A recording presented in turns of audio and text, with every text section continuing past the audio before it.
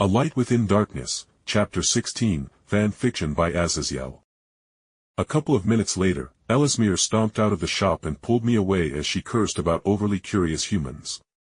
She wouldn't stop going on and on about how I needed to tie you down with a baby. But anyway, she said the credits we got in the Underhive are still good for the Lowerhive but won't be for the middle, so we can get a nice already furnished apartment for a couple of months with what we got. Honestly, for about 2,000 credits an already decorated apartment that wasn't a shithole would be perfectly fine, as I merely needed a place for us to cultivate for another few months before I got to the next realm, and once I got to the true realm my powers would sublimate into a higher form and I could create some spatial arrays to, if need be, get us off this planet should the worst come to be. Like orcs invading. Or Tyranids invading. Or Dark Eldar throwing a black hole at the planet for fun. Or a Chaos Space Marine contingent landing. Basically I can flee whenever I want. Going from the equivalent of a ghetto favela to ghetto Detroit was definitely a decent change, especially when we went from pipe and machete-wielding muggers to gun-wielding muggers. I believe that I am coming to hate your human worlds. Why are your people so damn uncivilized? She grumbled after I dumped the third corpse of a mugger into one of the nearby trash chutes rather than just leaving them on the ground. I'd much rather be mugged 100 times than spend a couple minutes with your people's Dark Eldar. I pointed out, and her mouth flapped open a couple of times before she closed it and huffed, being unable to argue my point. Speaking of the Drakari/Dark Elves, I am terrified with this planet, being in the southern half of the galaxy, is typically a target for the Coven raiding tribe, and their homunculi love to raid the general area, especially for space marines and other special lifeforms for them to work their monstrous flesh sculpting. But so long as I get some arrays up and we are behind them, we won't be caught in any raids that may come, as the raids are quick and they don't spend weeks rooting through the worlds they raid. Finally, we arrived at a warehouse, and I looked to Elesmere. I thought you said this was going to be an apartment building. Hello. Oh, a couple looking to rent. A voice called out, and then a metal door opened up, and another old lady tottered out using a walking stick to guide her steps. Yes. We were looking for apartments. Is this whole warehouse supposed to be an apartment?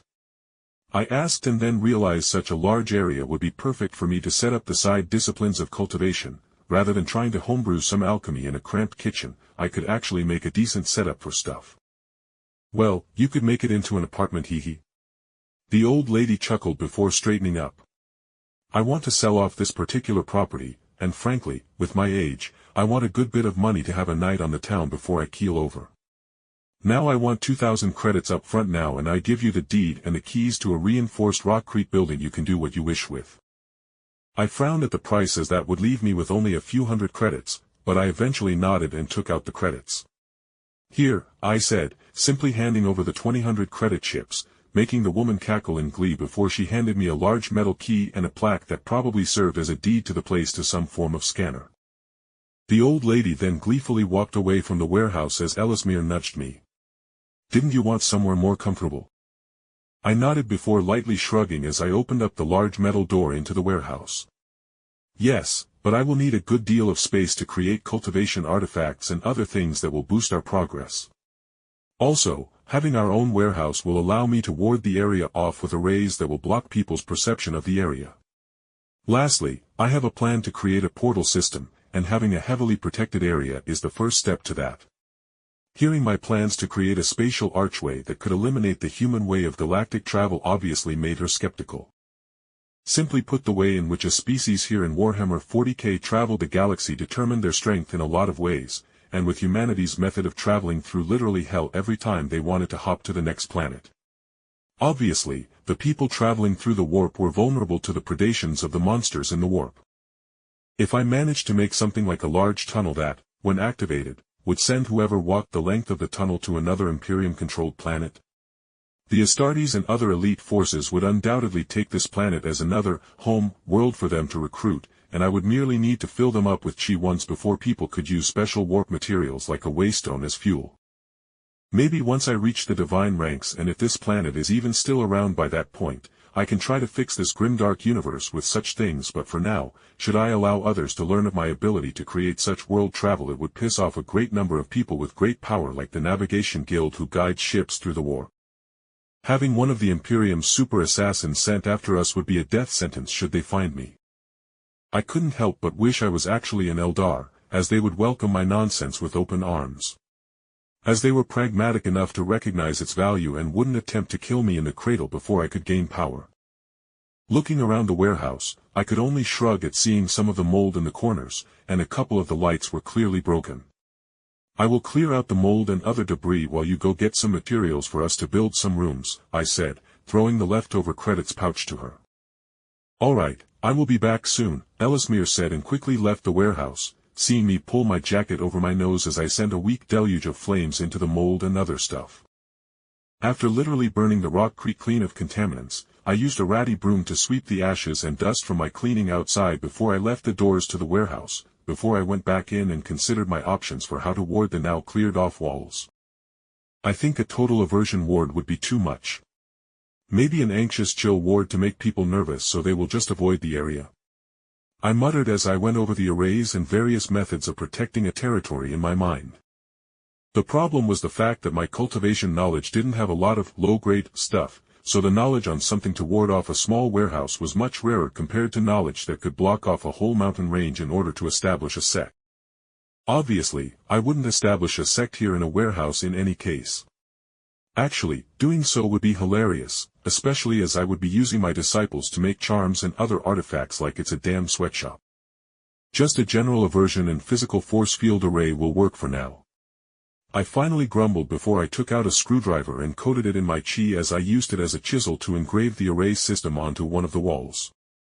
After feeding the completed array with my chi, a pulse of dull blue light spread across the warehouse as though mapping it out before the light faded with the ward going into resting mode.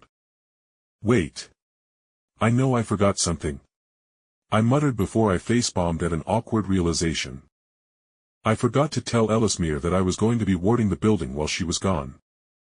Meh, she can just knock on the door when she gets here, I muttered, shrugging as I went about generally reinforcing the building with more arrays before I thought about the ramifications and shrugged as I went about creating a more important array. Okay, so a spirit chi condensation array takes the universe's chi or heavens and earth energy and condenses it for the user's easier absorption. But does it simply gather some spiritual energy, or will it be gathering the ever-present warp energies of this universe? I muttered before cursing, as this was obviously very important information, but I wasn't sure if my actions would instead open a hellgate or something that I couldn't close with my cultivation. Well, I can always just destroy the array and just fight the demons until the warp gateway loses its power with my demon summoning pool ability, I said before sighing as I was reminded of the fact that sure I could spend a few years not abusing all the cultivation cheats I have to get to the true realm by simply meditating and slowly absorbing energy. Or I could use all the shortcuts like pills, and in this case, opening a possible hellgate and absorbing the energies. Before I could ruminate on the subject more, I felt a sort of knocking on the wards, and I quickly went to the door and saw Elesmere standing awkwardly with an angry face in front of the open door with its invisible ward. I couldn't help but giggle seeing how red Elesmere's nose was. Obviously, she must have walked face first into the ward. Sorry, I should have probably been sitting outside waiting for you. Here, give me a drop of your blood so I can attune you into the array permanently. Once I got her permission to enter the wards, I helped her drag in a large cart filled with building supplies and, more importantly, a couple of mattresses that weren't stained with a variety of bodily fluids that we could sleep and meditate upon.